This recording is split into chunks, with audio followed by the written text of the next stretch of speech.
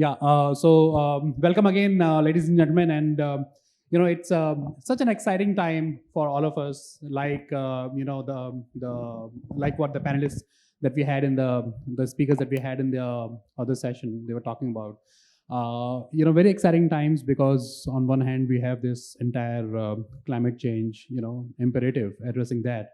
And at the same time, we also need quality, reliable access, power from the point of view of power. So how do we and how do different nations, balance that imperative is a very, very important thing.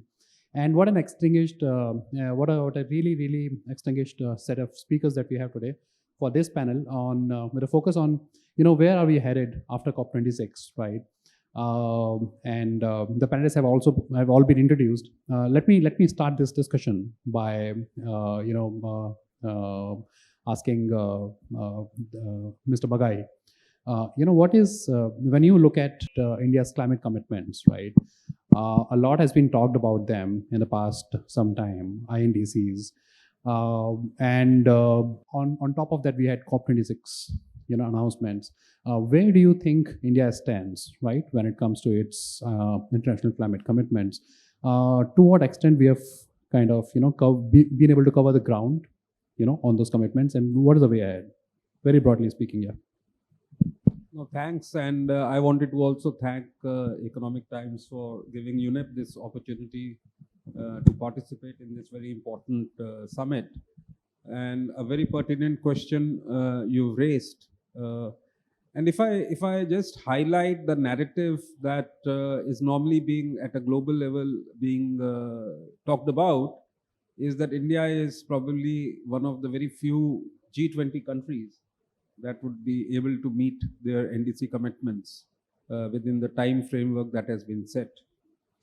Now, having said that, would mean that most of the other G20 countries and probably a lot of other countries may not be able to do that. But if you're looking at the perspective from the recent IPCC report that came out, and if you look at if all 197, 198 countries are able to meet their NDC commitments that they have made, by 2030, if they're able to achieve that, it is not going to make much dent in the 1.5 degree aspirational target or 2 degree agreed target, which we have done at the climate change COPs. Now, if that be so, then not only India, but I think most of the other countries, including probably more the developed countries, will need to fast track their efforts to be able to achieve the 2 degree or 1.5 degree target. Now, India, if we just focus on India, as I said, they are doing whatever they can in terms of not only meeting the commitments, but also raising their ambition, which they did at the COP26 in Glasgow. But I think we need to also see in the short term, meaning if by 2030, we are not able to even reach, let's say, 2.5 degrees or 2.7 degrees, then I think India would need to fast track a lot of their efforts. Secondly, now we have a target of 2070, which is a long-term aspirational target, and we need to strategize our economy towards that. But I think what India needs to look at is what are they going to do in this decade of climate action till 2030. And that's a very important consideration while India takes forward their climate action. I think India is the only country in the world at this time which has a major carbon footprint, but is the only country that also needs to meet its developmental imperatives. If you look at the developed world, they have peaked at their developmental processes, their economic growth processes, and are needed to bring down their carbon emissions from a peak that they have reached. India probably will reach their peak in the next 20 years or so. That means while they are going on that developmental path, they'll start thinking of how to even reduce the carbon emissions. So that means the development has to be low carbon.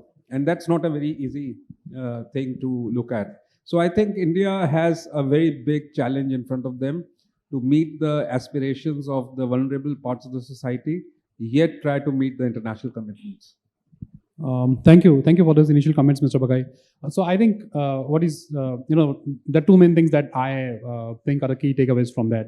He's basically saying that developed nations need to fast track their efforts, right? That's very, very important, and particularly coming on the background of, and all of us know that there's a lot that is lacking there, right?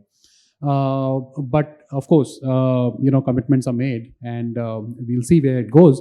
The second thing that he's saying is that when it comes to the long-term targets that India has, low carbon development is, of course, we understand that it's not easy, but then that's something we must aim at, right?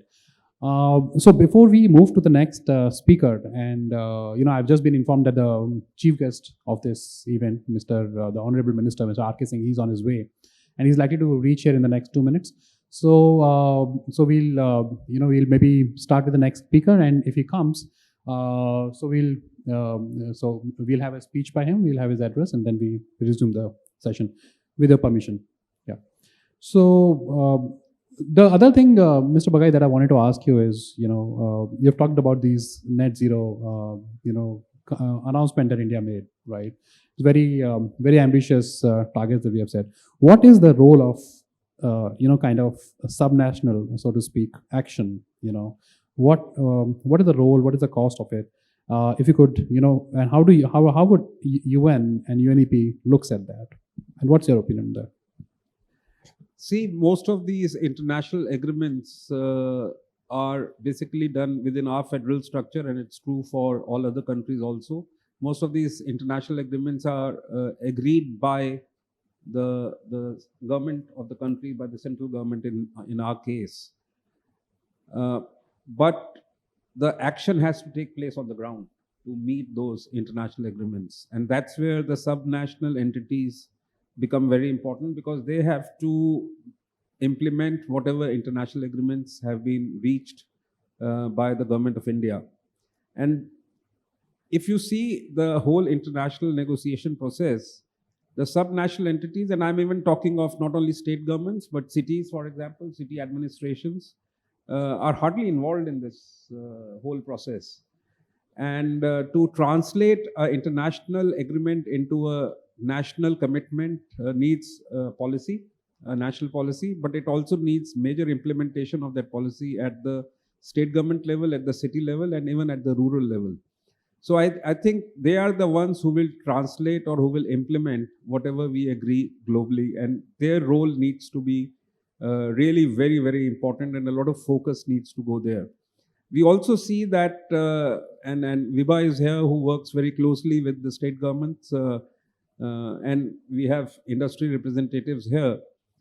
They are not part of the process, but they need to comply with international agreement. So whether what we are asking the industry to do, whether we are asking the industry to change technologies like we did in the Montreal Protocol, has the industry been involved? Are they up to it? Are they able to make investments in greener technologies? They have to change their whole business strategies, their business cycles. So I think the subnational action is very, very important, and that needs to be focused on. The second point I wanted to raise was, and one has seen while traveling in India, that knowledge of climate issues or environmental issues at a state level or even at a city level are not still very mainstreamed into the processes, and that kind of lack of expertise, lack of knowledge, lack of implementation mechanisms is something that will impact adversely on whatever the international commitments India has made. So I think a lot of focus needs to be made. In India, the Indian government is certainly strengthening the state governments in this regard. There are conversations through the industry associations with industry of how this transition will take place. But it's not going to be an easy thing especially for the industry, because they would not only be the major investors, they will be at the brunt of changing technologies. They will be the ones who will be facing the music. Okay, yeah. So you're basically saying three things, policy and its implementation, that will play its major role. Apart from that, states, how states, lap up that opportunity. or whether they see this as a constraint. It's something that's very important, and that will go a long way in determining where are we headed, right? And finally, of course, it's important to understand that knowledge it plays a very critical role. You have to impart that knowledge and understanding at the grassroots level to people to be able to make the change, because they are the ones who will initiate that change, right? Ma'am, he referred to you, and you've been a votary of R&D, right? I want to ask you what specifically, first of all, when in the larger context of climate change commitments that India has, what is the kind of role that? So first of all, are we up to the mark on making the right kind of efforts, taking the right kind of steps? And secondly, what kind of role would R&D play there? Yeah. Well, really speaking, if you look at any technology development, there is a lot of R&D is to be done.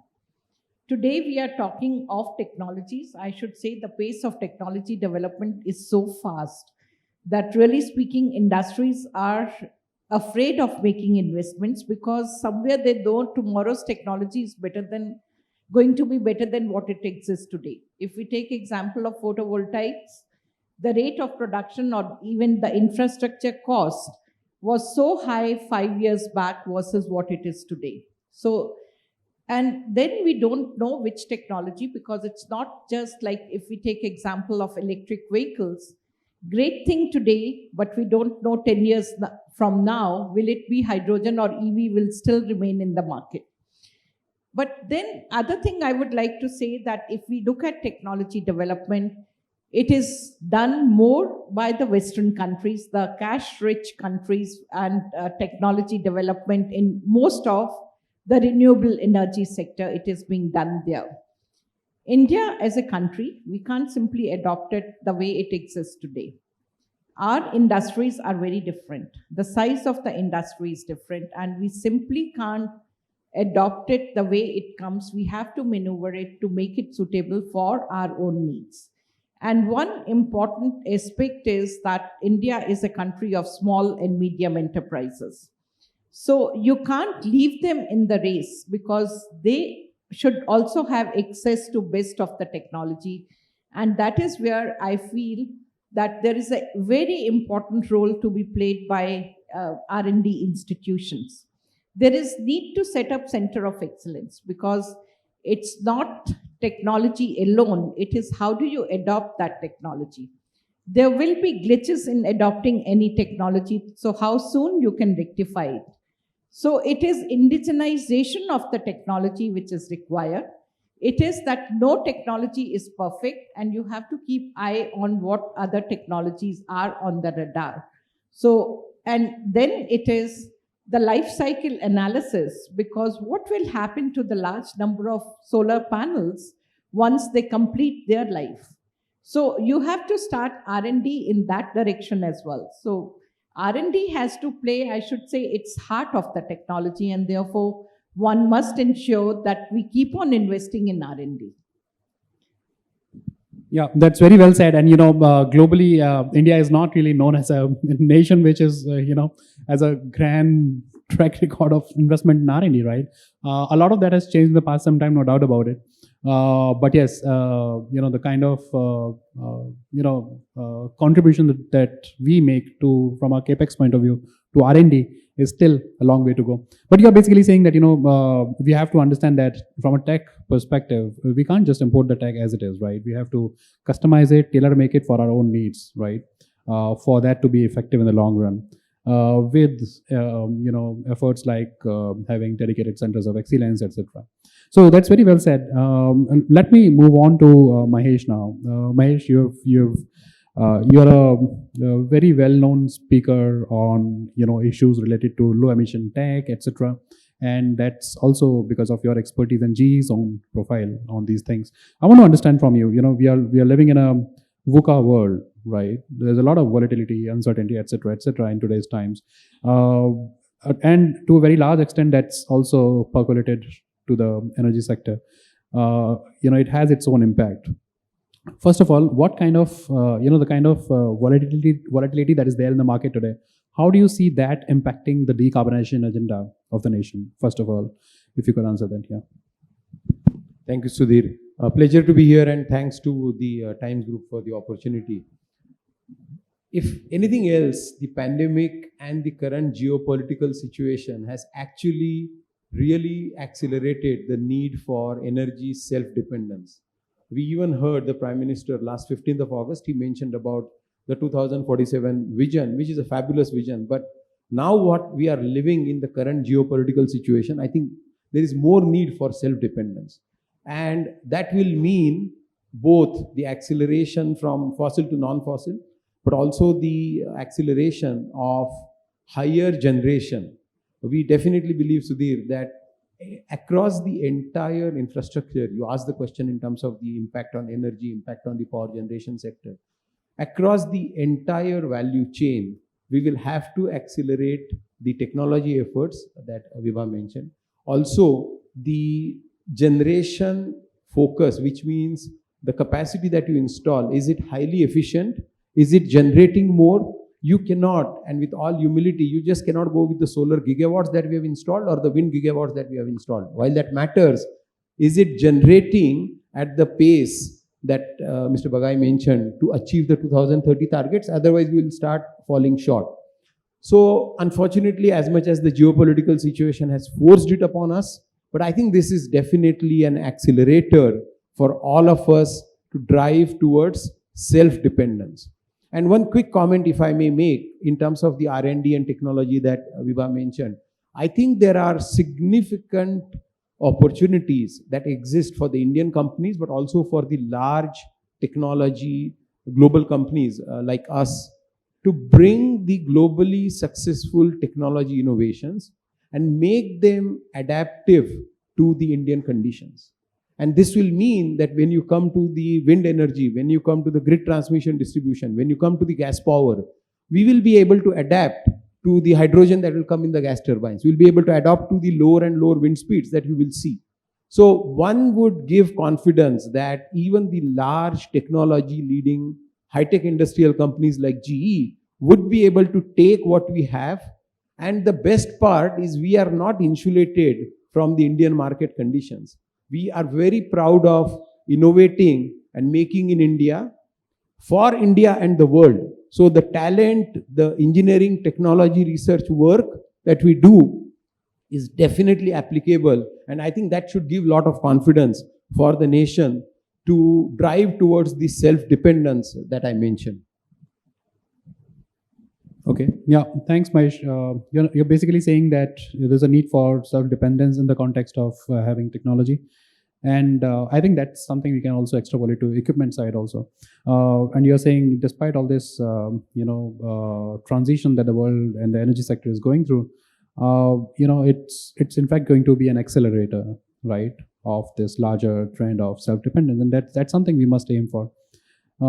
That's very well said, Mahesh. But I wanted to understand from you, one thing is that, there is definitely a need to manage the kind of emissions that we have, not just from power, but other industries also. Time and again, we have that debate coming up where we are saying that, we keep reading reports of how a lot needs to be done, etc., etc. So what should be our strategy? Where exactly do we stand, and what more needs to be done? Yeah. I think there is not one single silver bullet answer. It has to be a multifaceted strategy. And the reason for that is today, as we all know, there is a very large percentage of our energy power generation that still happens for coal-fired power plants, which cannot be denied. And it will remain even if you look at the 2030 projections that the government of India has. So one aspect would be how do you focus on the emission control for the coal-fired power plants, but also keep modernizing, also keep upgrading, also keep bringing more higher efficiency solutions for the existing coal-fired power plants. I think this is first axis that we should work. The second, there are enough opportunities in the renewable energy sector. And if you look at specifically wind, onshore or offshore, and also look at hybrid. Hybrid offers you an opportunity of doing solar, wind, hydro, and all of that can be very competitive as well. And then, not to forget about the aviation emissions, that also we can improve. What a wonderful set of comments that Mr. made. Very broadly speaking, he's talking about, India's pace of growth that we have seen, the kind of pace of growth we have seen in renewables, particularly solar, and the grand plans that we have on hydrogen, and the entire developed world perspective. It's heartening to see that there is that that level of clarity there, in terms of the developed versus developing world debate. But to resume the discussion, we were trying to. So we have already. So we were basically asking.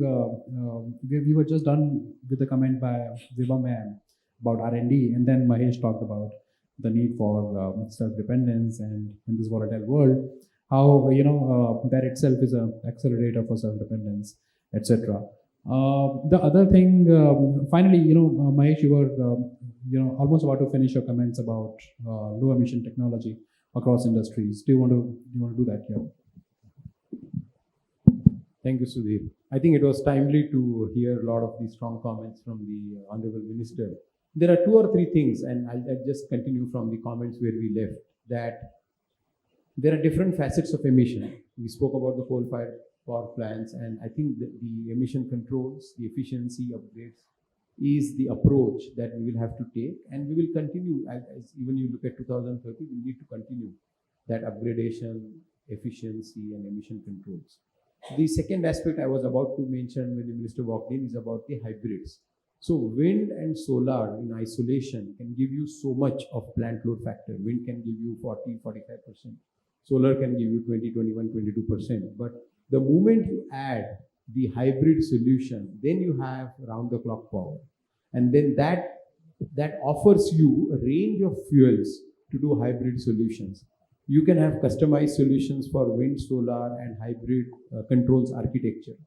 You can have wind, solar, and pumped hydro storage. I'm extremely delighted the Minister spoke about it. He just came from one of our hydro power plants, Subansiri, 24 hours back. And what the hydro power plants offer in pumped hydro storage is an extremely low levelized cost of electricity. At the end of the day, you can have gas, coal, wind, hydro, solar, or any other fuel, including nuclear. The bottom line for the economy, for the nation, is to improve and lower the levelized cost of electricity. The typical battery storage could be significantly cost prohibitive.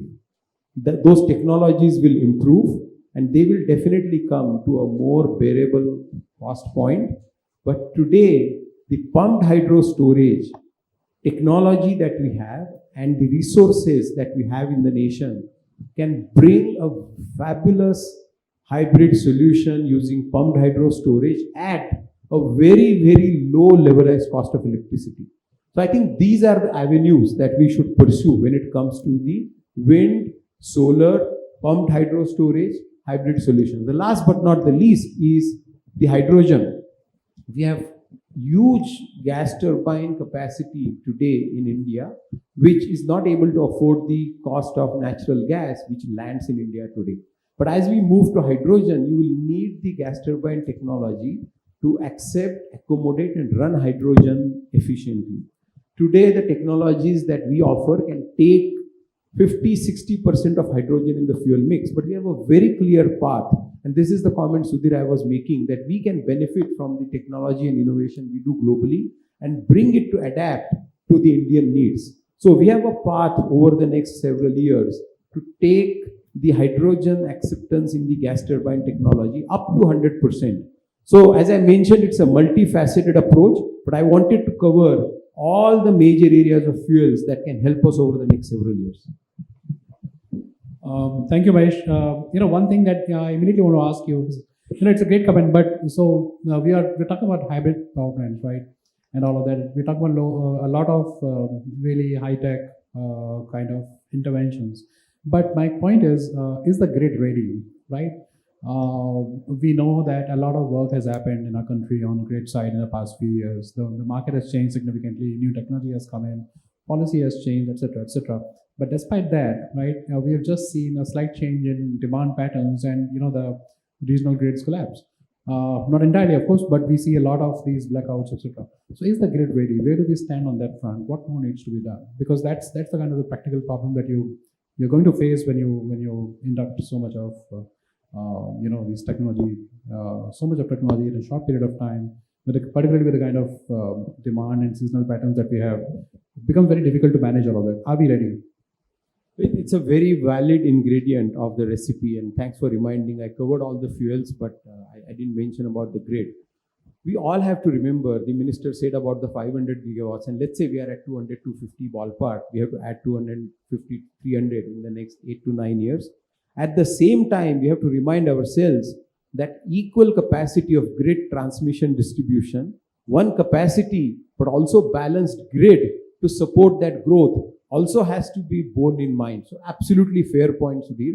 I think there are 2 or 3 elements when it comes to the grid transmission distribution.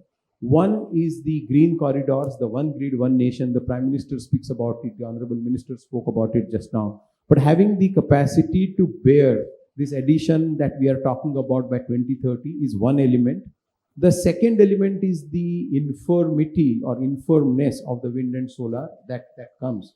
And so how do you have the software and digital solutions which respond with fast speed to the demand changes upwards or downwards, as well as the potential frequency changes that can happen, because there are few hours in the day when everybody is going to have higher energy consumption, and then the grid fluctuations need to be supported for the infirmity.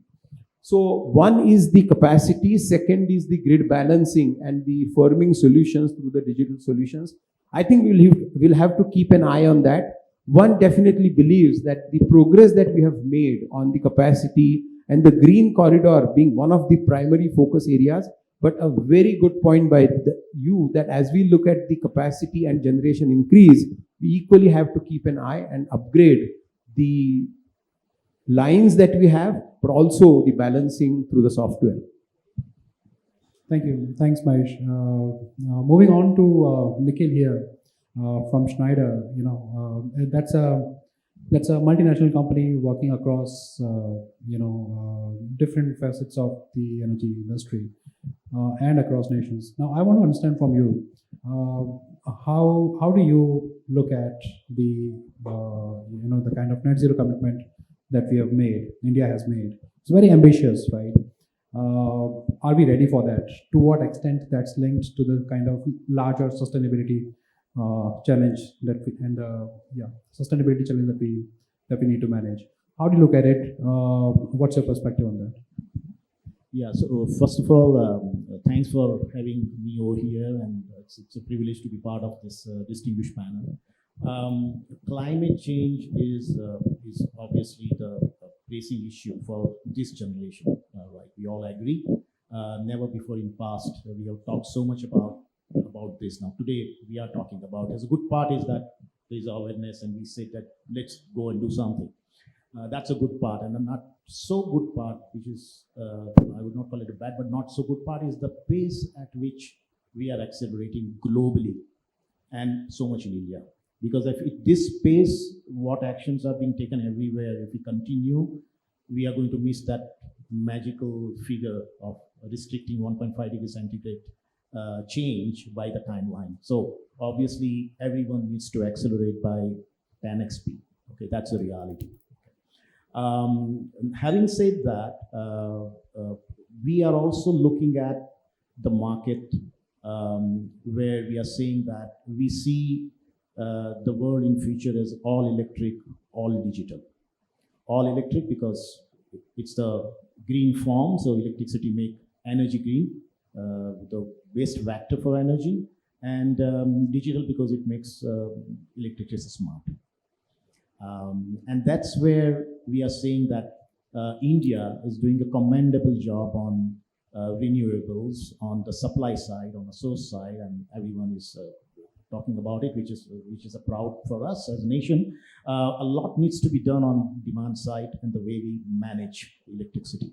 And that's from plant to plug, because plant is where we produce electricity, plug is where we use it, and by statistics, 40 to 50% energy is wasted because it's simply not managed properly in transmission in usage. So we are talking about a lot on grid digitization, the self-healing grid, for example, but more so within industry and building that we see a huge scope. So just if we are looking at the best-in-class steel manufacturing unit would be 30% more efficient than the normal one. Best-in-class building or a data center could be 40% more efficient than the normal one. And that's about the opportunity for all of us that what we should be doing it more, right? So managing energy and efficiency, driving that kind of efficiency. Data center is the most power-hungry facility today, and then simply we cannot live today without data center, because if data center is not there, then possibly we are not going to get WhatsApp message and the text message, because that's all the data is being processed. So a huge opportunity on urbanization, more electrification, and that is providing opportunity for decarbonization. So that's one. So we talk about all electric, all digital. India, the Ministry of Corporate Affairs has mandated BRSR, business results, sustainability results, and that is to be reported. Now, this first year, 2023, people would report, and that is around 140 disclosures. This is a very good, and this is for the top 1,000 listed company. It is good because that's a sort of a path which everyone needs to take it, and once you have a baseline, you can only improve further. You don't go reverse. So here we are talking about a huge opportunity for efficiency. I think we need to do more. As I said, it's not only about brownfield project, because people say that what about brownfield? Yes, we can also go and increase efficiency in brownfield by 30%. But greenfield, if anyone is getting into that, we need to talk about, are we doing a future-ready infrastructure? Are we building a future-ready infrastructure? And why future ready? We would be looking at DERs, distributed energy resources, which is much being done abroad, and India would soon catch up on that. Emergence of prosumers that would come. We have utilities supplying, we have renewables coming in, and then in your building, you have to manage this distributed resources, because abroad the energy tariff might be changing every 10 minutes, and then we see that in future happening. So is your infrastructure ready to manage this DER? And that's about future, and that's about our preparedness and readiness. At Schneider Electric, we said our purpose is simple, to help everyone to make the best of energy and resources, and helping them bridge the gap between progress and sustainability, because that's the big challenge for the corporate. And then want to be a digital partner with our customer, helping them in this digitization journey. Estimated $6.8 trillion is being spent on digital transformation across the globe, maybe 2020 to 2024. And so we are very optimistic, first about technology. The technology is here to help us. The next step is that, are we adopting that technology? And I'm sure with the kind of mandate which is coming up, ESG is going to be a part of strategic initiative for the company and many corporates, including India. So a very, very, very promising opportunity that we have. And then for a company like us, Schneider Electric, we have all the technology, proven use cases globally, which we get to India. More importantly, adapt that for Indian environment, because that's most important. It's never going to be a cut paste. And not only the technology in terms of the offer and solution, but also the business model, which suits to the large corporates and the small SMEs, etc. While we work with our customers and a lot of government bodies to kind of really drive our sustainable agenda. So very positive, but yes, fundamentally we really need to accelerate, and the way to accelerate is more and more digitization. And, that's a must, because without digitization, it's not going to be the smart infrastructure, and we need smart infrastructure.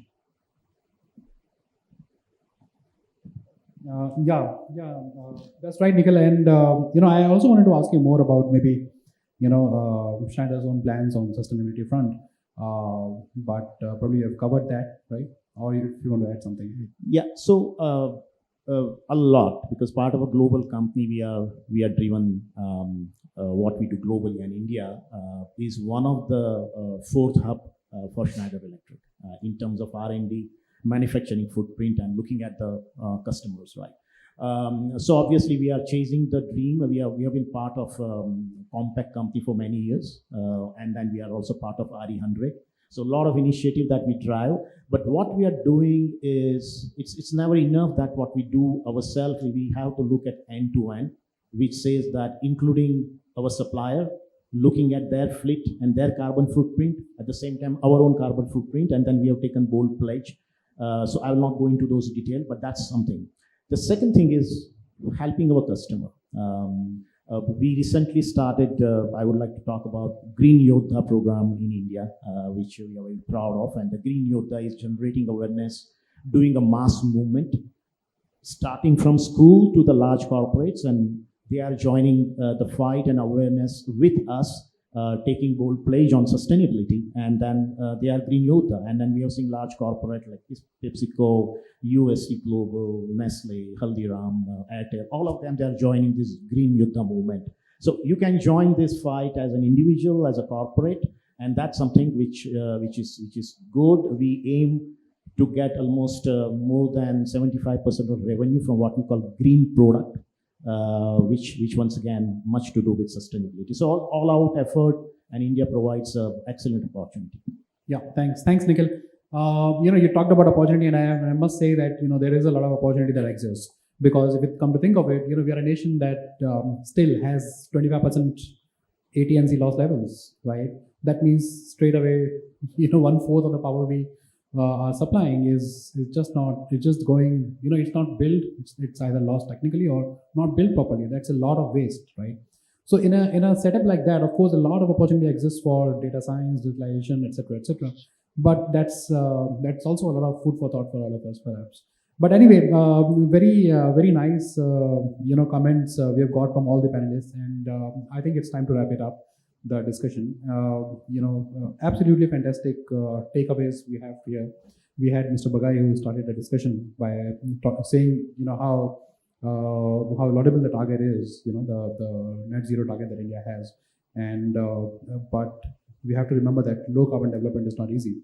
You have to focus on things like policy and how states are behaving and knowledge management, etc., etc. It's still a long way to go. Vibha talked about how we need to understand the fact that technology is fine, but then we need to be able to tailor make it for our own needs, customize it properly, etc. That's a very important part of it. Mahesh was talking about the need for self-dependence, building that across technology and equipment. And he's talking about, on low emission technologies of power plants. He's basically saying that there's an urgent, absolute need to upgrade it, right? And upgrade it properly. Maybe we also should look at hybrid power plants. Basically, we should try to increase the momentum that we have there, that already exists, right? And along with all of that, grid system strengthening measures are very critical if you want to really seriously approach this entire larger target of being net zero and being climate conscious. Finally, Nikhil is talking about how we are looking at more and more of an all electric, all data, all digital world, right? Which is a very nice thing to say. And he's saying that even in things like TERI, right, there's a lot of scope for data science and digitalization, and how that's the way forward. So with those comments, ladies and gentlemen, allow me to close this discussion, and thank you for your patience. Thank you for your time.